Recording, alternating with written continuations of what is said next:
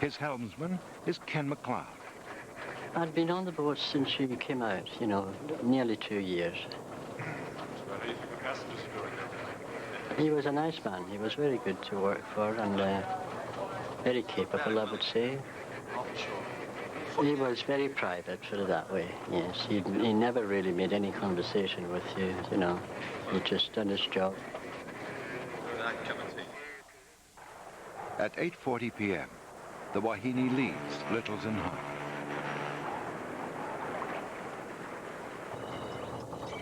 Radio operator Robert Liver receives the latest forecast.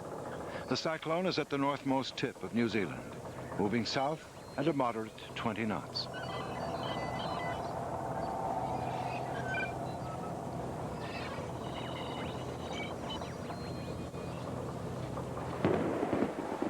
The eye of the storm is predicted to pass hundreds of miles to the north when the Wahine reaches her berth in Wellington the following morning.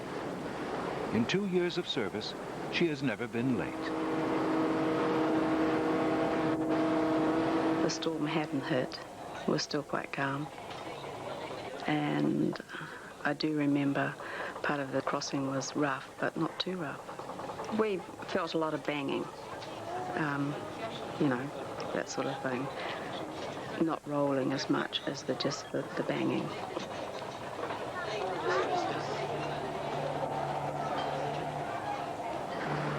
The Wahine is well suited to her job. She is the largest and most modern car ferry in the world, with room for 200 cars on her wide, flat deck.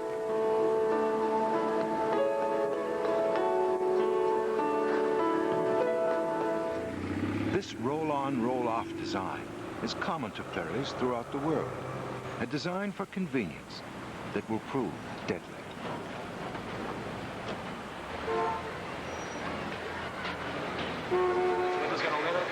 At 9:30, though it is windy and a heavy rain has begun, Captain Robertson retires to his cabin for the night. Chief Officer Rodney Lully will be in command until dawn.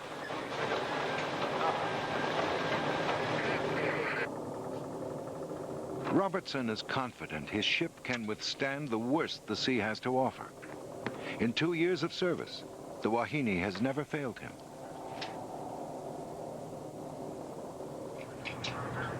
Just before midnight, Robert Liver leaves the radio room. Under New Zealand law, the Wahine is not required to have a radio operator on duty between 11:30 p.m. and 5 in the morning. In Wellington, the weather is calm. An instant of tranquility, soon to be shattered by a swirling, savage gale.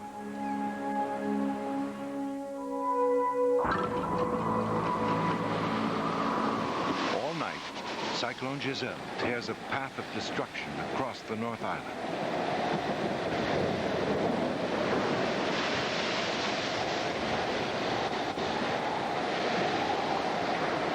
Aboard the Wahine, no one hears the Weather Service's 2 a.m. bulletin. The storm has changed direction to the southeast. Strong winds are predicted in Wellington Harbour.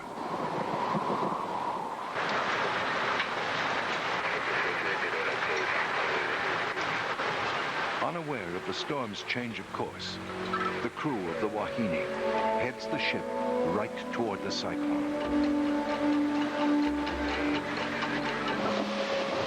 Now even the National Weather Office loses track of the storm.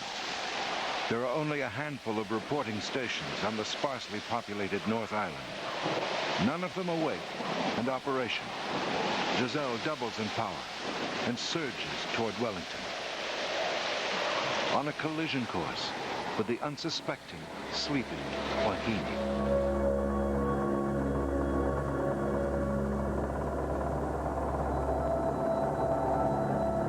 Actually had a dream which I woke my husband up, and it was a nightmare where the boat had gone down, and Peter was actually dead in the dream. It was scary. It was very frightening.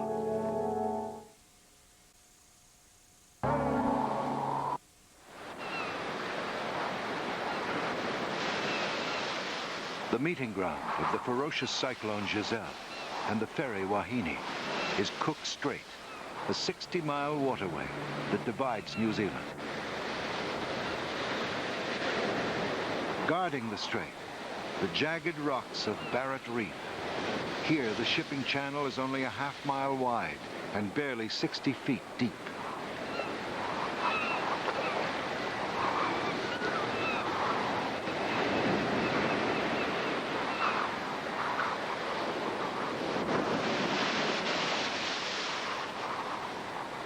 In less than 2 hours, the Wahine will attempt to run this gauntlet in the face of a raging storm.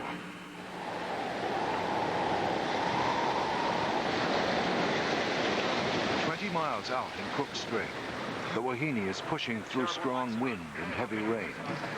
To Chief Officer Lully, these are typical autumn conditions.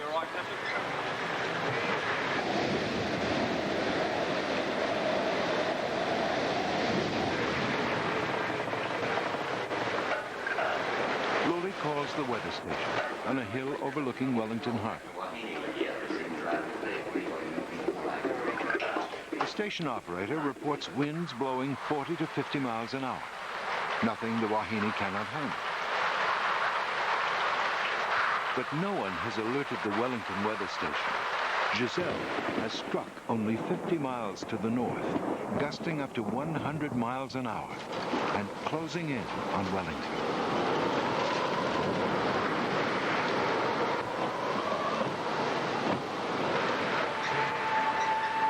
An hour before the Wahine is due in port, Captain Gordon Robertson arrives on the bridge. His passengers gather in the lounge, completely unaware of the vicious cyclone ahead. Well, to me, quite relatively calm. There was a cup of tea came in at about 5:30, somewhere around about then, 5 o'clock. Up to then, I had felt no feeling of any roughness at all in the crossing. It seemed to me to be reasonably calm, and no feeling of disturbance or anything that was to come. Nothing at all. Then 6 o'clock, I went up on the wheel then to take the ship in. And the chap said to me on the wheel, he said, she's not steering very good. It was raining, and a strong southerly following sea, you know.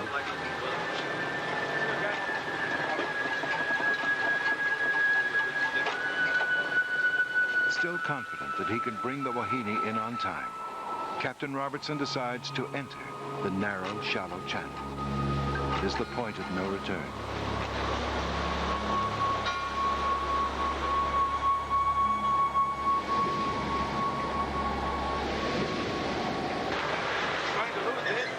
Then a sudden gust of wind tears at the ship's radar antenna. The radar fails.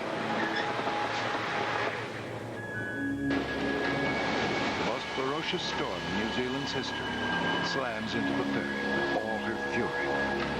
The Wahine rolls over like a toy. Captain really took up beauty. He just went flying across, and he went straight into the radar, you know. Everybody was from one wing of the bridge to the other, falling over. He couldn't stand up. I had the wheel to hang on to, you know, and that's the only way I could stand up. Hold her steady. I'm trying, Captain. She was flat on her side, you know, 3 or 4 times. The kids all said, Mum, what's that? And I said, oh, I don't know, darling, don't worry about it. Alma was a pretty scary sort of little girl. And I thought, well, if I can keep calm, they'll be all right. Captain Robertson orders the engines cut to half speed. What was that? But the ship is beyond any man's control. Without her radar, she is sailing blind and lost. 730 lives are at the mercy of the cyclone. Steady, McLeod. Why, Captain? We're going to lose this. If we don't hold steady. She kept going to port, and I'm putting the starboard helm on all the time, and she was hard to starboard. And I said to the captain, I said, listen, she's hard to starboard, and she's still going to port. Oh, Jesus. For 20 terrifying minutes, Robertson attempts to navigate by instinct and memory. sometimes ordering the ship forward, sometimes astern, raising criticisms that he entered the harbor backward and blind. No man in his right senses would have taken that ship in back to front in those conditions. Nobody, not even a stupid person would have done it. But they were totally disorientated up on the bridge, I believe, totally lost.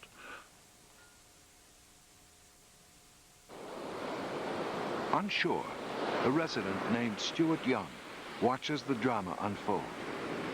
He is the only one today who knows the Wahine's position between 6:20 and 6:40 a.m. I saw the Wahine in the correct position right out on the other side of the reef, the wrong way round.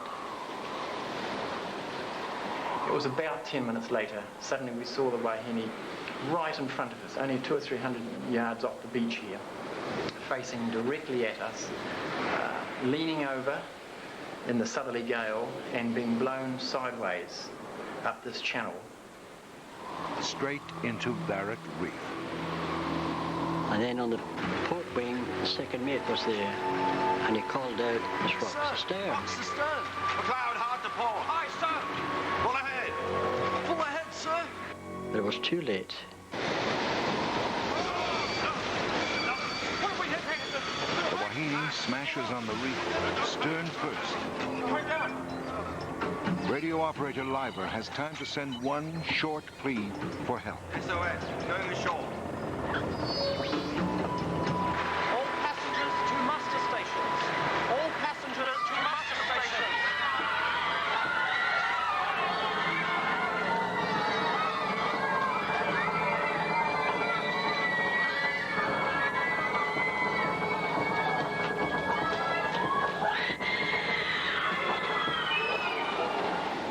One propeller has been sheared off. A huge gash has been sliced through the bottom of the ship. The Wahine is flooded, and her engines are dead. All 600 passengers are ordered to the lounge to await further instructions.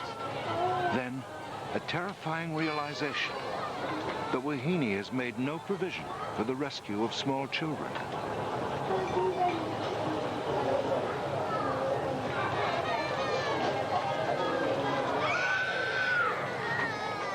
They didn't have life jackets for children in the cabins or anywhere.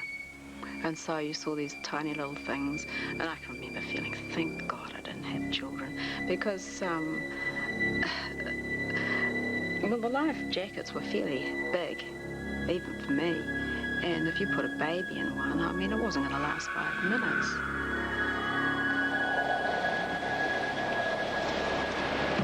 The raging storm is carrying the ship dangerously close to the harbor's rocky shore. Captain, the engines have failed. Captain Robertson orders First Officer Lully out into the cyclone to release the anchors, hoping to prevent another more lethal crash.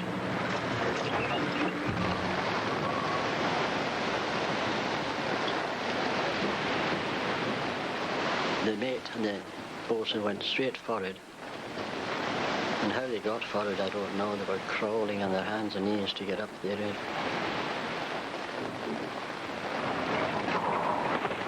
The anchors are dropped, but they are useless, dragging on the seabed as the cyclone blows the Wahine up the harbor.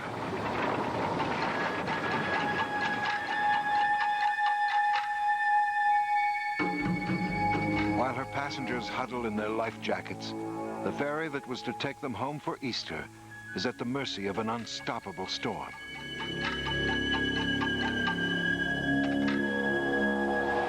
There is nothing the crew can do to save her. Their only hope must come from shore. One of the first to be called is Doug Newey, captain of the harbor pilot boat, Wahine. The Wahine was one of the two pilot boats the Wellington Harbour Board had. It's extremely seaworthy, very solidly built, and a very nice vessel. So I got up, got ready, and by this time it was confirmed that there was trouble there, so I just didn't ask questions. I hopped in the car. Newey is accompanied by another pilot boat, carrying Deputy Harbour Master Bill Galloway and Captain John Brown. Brown's task, to guide a tugboat in the blinding seas toward the stricken ship. We had a radar set, so after leaving the Seaturn wharf, we headed out further down towards the harbour entrance, and we could see an echo which we assumed was the Wahine. That would have been a mile south of us. But the seas were so big and the visibility was so poor we couldn't see where the next wave was coming from, and at about 9:15 we turned back again. The ferocious storm forces Brown and the tug back to shore. They must wait for calmer weather and pray that the Wahine can remain afloat. Captain Robertson has no choice. As long as his ship is afloat, the passengers are far safer on board than in the churning waters below. In Wellington, radio listeners learn of the disaster on their doorstep. A few hundred yards offshore, the inter-island ferry Wahine is drifting helplessly backwards up the harbour. Most of the time it is obscured by driving rain and sleet and spray whipped up off the sea. But a few moments ago it was visible, clearly visible from the shore, and it appeared to be moving slowly backwards towards the rocks a few hundred yards from the shore.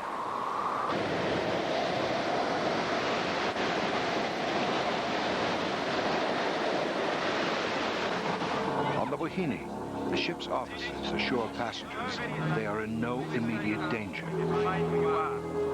But with 3,000 tons of water on her decks, the Wahine is critically wounded. The convenience of her drive-on, drive-off design has become a death trap.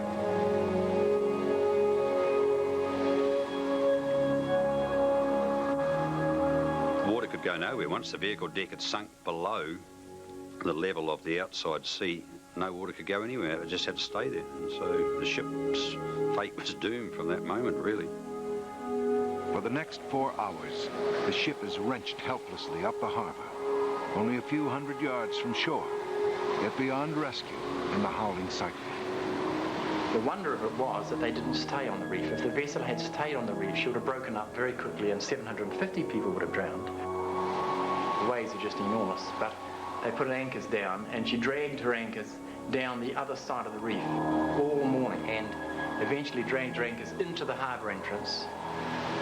At first, this seems a lucky break, but luck for the Wahine is about to run out. The winds are blowing at 100 miles an hour, but on the Wahine, Captain Robertson believes his passengers and crew are still safe.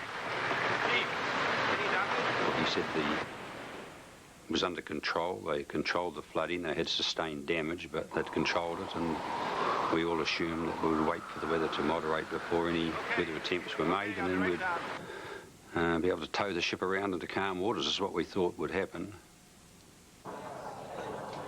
Passengers believe they are lucky to be safe aboard the ferry. We were laughing because we were safe. We were saying, we're safe, we're not going to get blown away, we're not going to lose our roofs. And that was all we kept saying. There's nothing going to happen to us. And yeah, we thought we were quite safe out there, you know.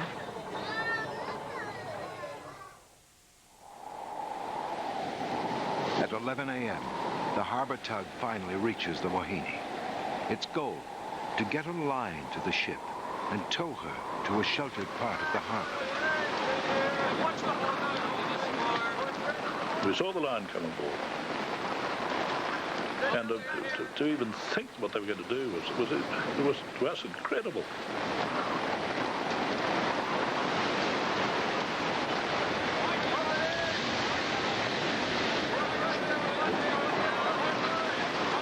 Here's the ship hanging from both anchors, no engines, in a narrow channel. And they were going to tow us in. Well, you know, it was the only time there was laughter on board the ship.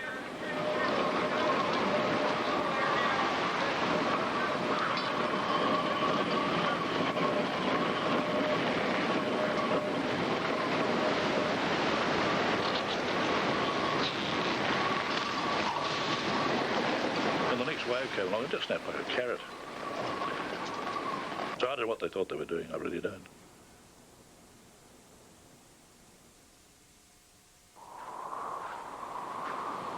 The tug has failed.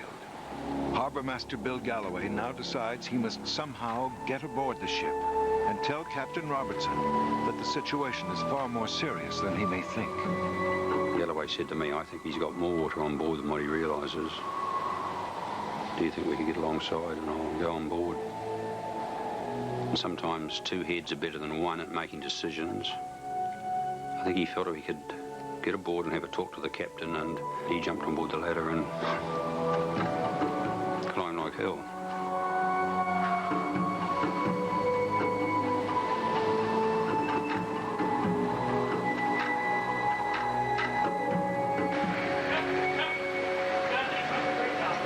As the two men confer, the Wahine's vehicle deck is being swamped. Maybe the team on board didn't appreciate the dangers of, say, water on a big vehicle deck, which doesn't need much water there to make a ship very vulnerable.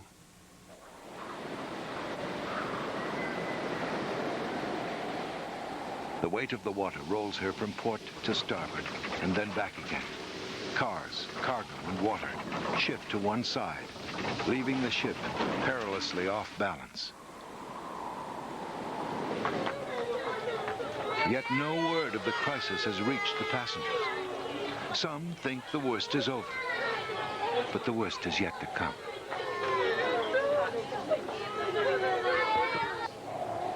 And the Wahine has swung round broadside to the wind. It's got a list of about 30 degrees, which appears to increase as time passes.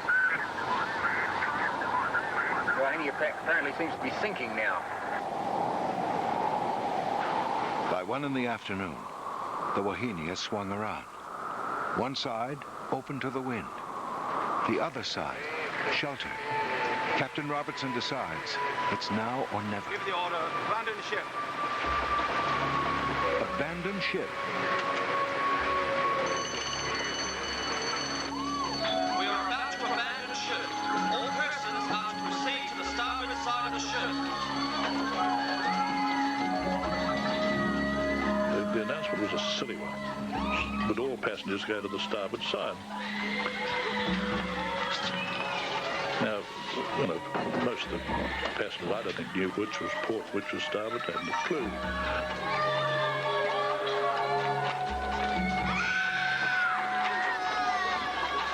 And Alma started to slide away from me, and one of the girls grabbed her, and we got her back. And there was a door just by us, so we went to the high side of the ship and stood up there.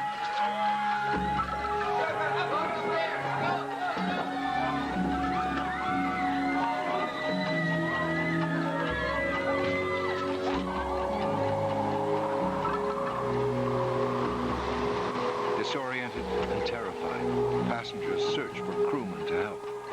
But other than officers, the Wahine's crew wear civilian clothes. The result is total panic in the howling gale.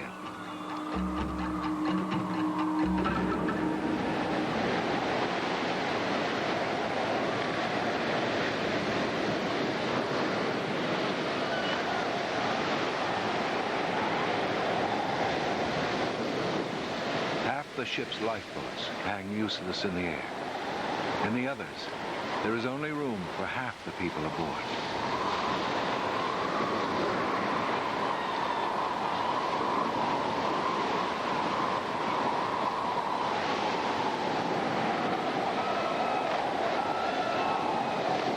The lives of those who do not reach lifeboats depend on the ship's inflatable rafts, tossed about like toys in the wind. I sort of stood on the side of the ship before I got off it. And I'd said, God, if I get off this, I'll look after my kids better, because I wasn't a real good mum. I was a very hard mum. And, you know, I was very aware at the time that there were a lot of families on board with young children, thinking, God, I wasn't in that situation, because it must have been horrific with young children. There weren't life jackets for them. And then a guy came along and said he'd take Alma round to a lifeboat. and she didn't want to go. So I smacked her on the backside. I told her she was naughty and she had to go. And she said, "You told me not to go away with anyone else." And I said, "Just go. You're a naughty girl, go." And it's the last I saw of her. I didn't even say goodbye.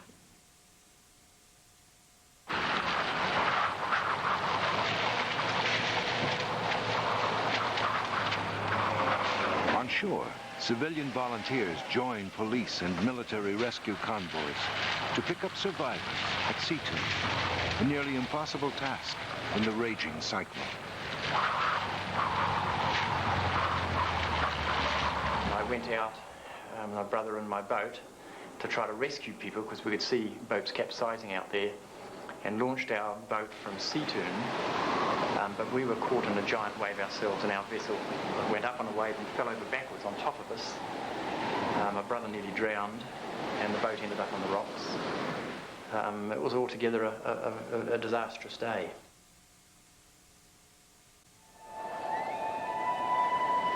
With lifeboats gone, there is only one way of escape.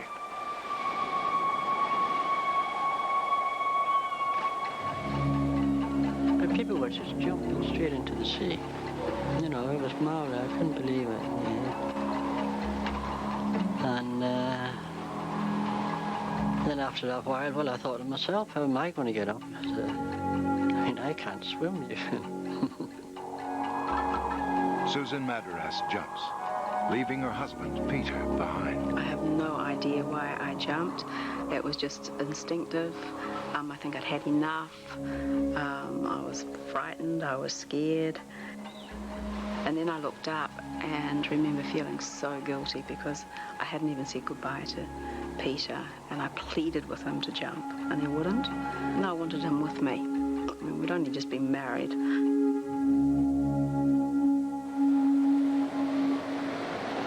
Lifeboat is coming in, or a boat carrying people of some description is coming from the vicinity of the Wahine. We don't know of any loss of life as of this moment. Alma's lifeboat, apparently, the one the guy put her into, as it was going down, it capsized, and Alma was hit on the head and drowned then. She more or less died the minute she left the ship. And then the steward came along, and I said, could he take Gordy? And he said he would die with me in the water because he couldn't swim. And hang on a minute. And I said, well, he'll die with me because I'm pregnant and I won't be able to hold on to him. So he took him, and I could hear him screaming and screaming and screaming. And all of a sudden he stopped. And I knew then, to me, I knew he was dead.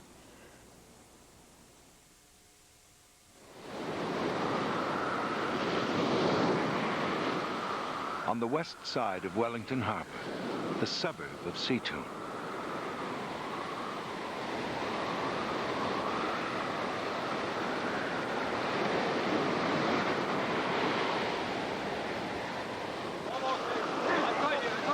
For the lucky ones in the ship's few available lifeboats, the safety of Seatoun is only a quarter-mile away.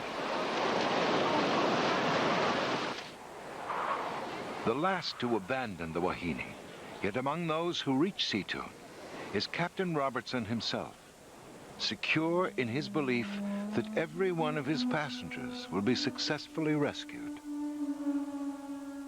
The truth is far more painful. Shirley Hick reaches shore to learn her 8-year-old son David is alive.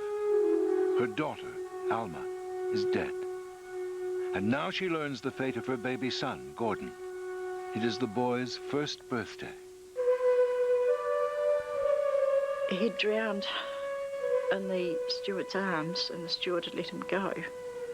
And they picked his body up, and they brought it onto Seaturn Beach, and they started artificial resuscitation or something.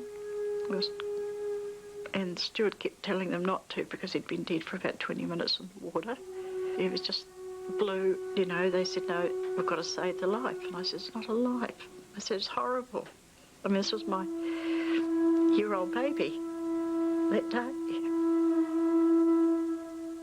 Miraculously, paramedics revive Gordon, but he has suffered permanent brain damage. 9 hours after she was impaled on Barrett Reef, now empty and abandoned, the Wahine finally rolls to her death, striking bottom, never completely sinking.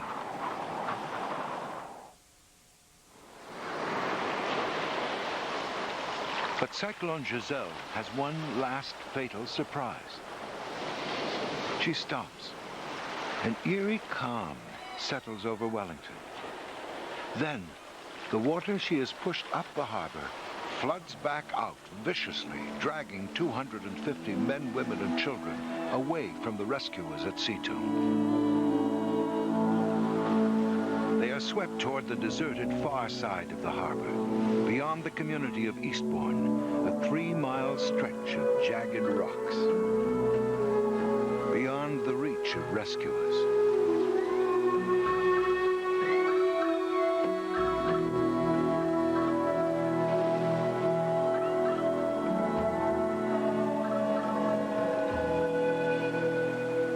Captain Brown called me and says, hey, Doug, he said, don't come down to the ship.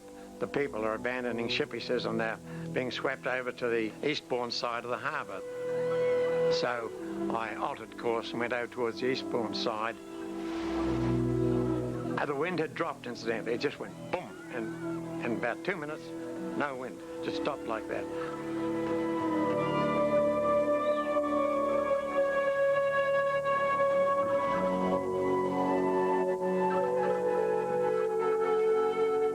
People of Seatoon, only a few hundred yards from the capsized giant, stand by helplessly as survivors are carried away from them across the harbor. Dozens of vehicles race to help, but Eastbourne is an hour's drive away.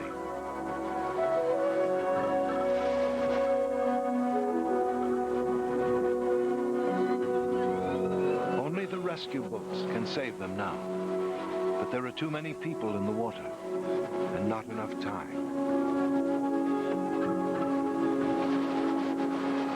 They were everywhere. I was in amongst rocks practically, you see, and I was backing and filling and, going in.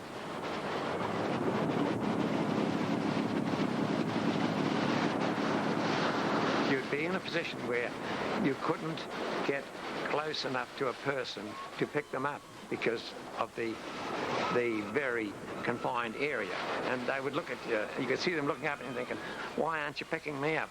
You couldn't say, I can't pick you up, come back your style, because there simply wasn't the room to pick them up, some of them, you see. Doug Newey is one of the day's heroes, saving the lives of 40 people. Susan Madaras is pulled to shore by a fellow passenger. What she finds at Eastbourne is a landscape of horror.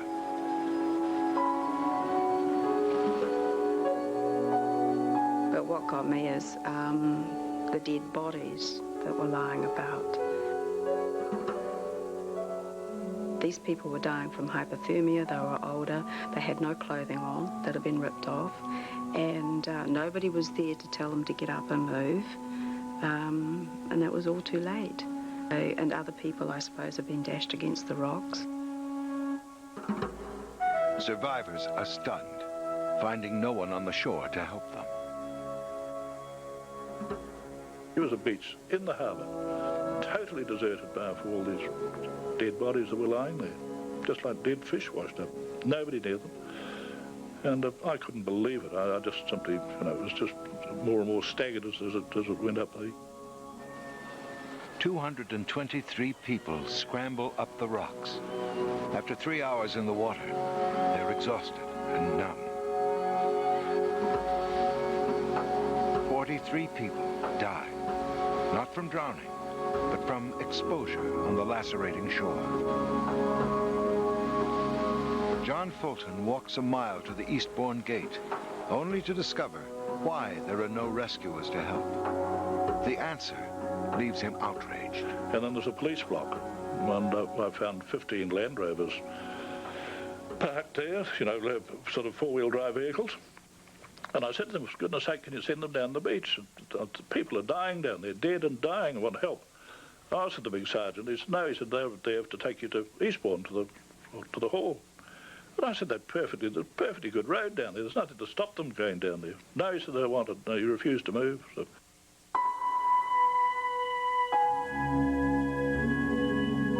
The police believe the road is too dangerous for cars.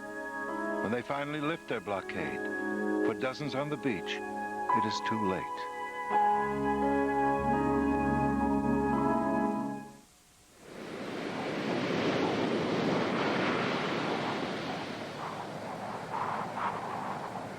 Four months after the Wahine disaster, as her empty hulk rests at the mouth of Wellington Harbour, a court of inquiry is convened.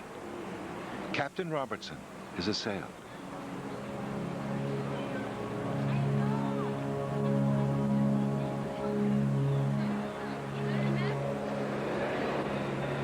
The company had a great reputation for saying our ferries are alongside at 7 a.m. The skipper was going to get them at 7 a.m. even if it took a risk, I thought. The inquiry finds that Robertson and the ferry company are not at fault. So it was a matter of, I believe, of clearing everybody of any blame. We all had the opinion that it was a complete whitewash. He got away with it completely. They should have had life jackets for kids. And we should have been told a bit earlier, I think. Cyclone Giselle is blamed for the tragedy, an act of God beyond human intervention. In the aftermath of the inquiry, New Zealand ferries are equipped with life jackets for children. On ferries all over the world, measures are adopted to compartmentalize the vehicle deck as a safeguard against capsizing.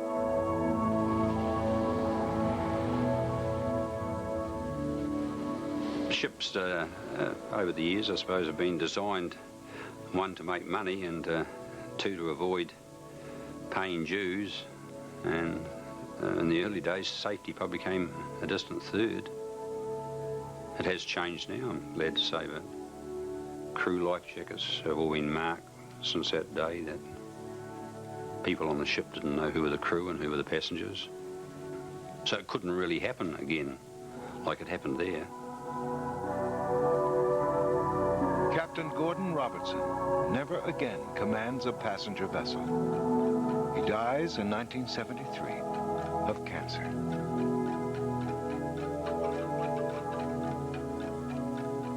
In the months to follow the Wahine disaster, the ferry becomes a familiar sight in Wellington Harbour.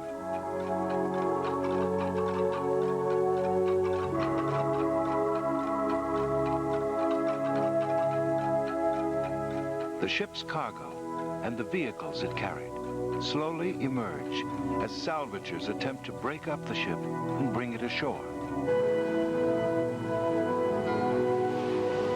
18 years I had recurrent nightmares.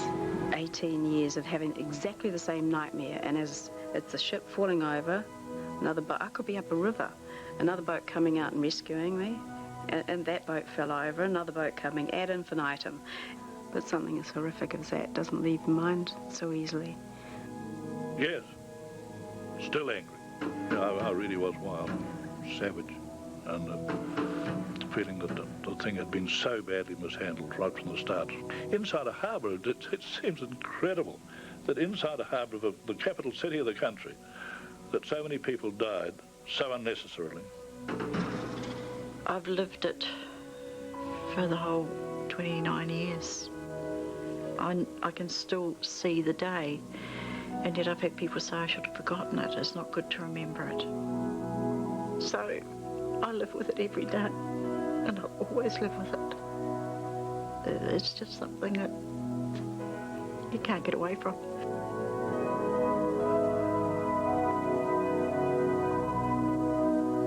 young son, Gordon, after 25 years of illness and mental disability, dies in 1992.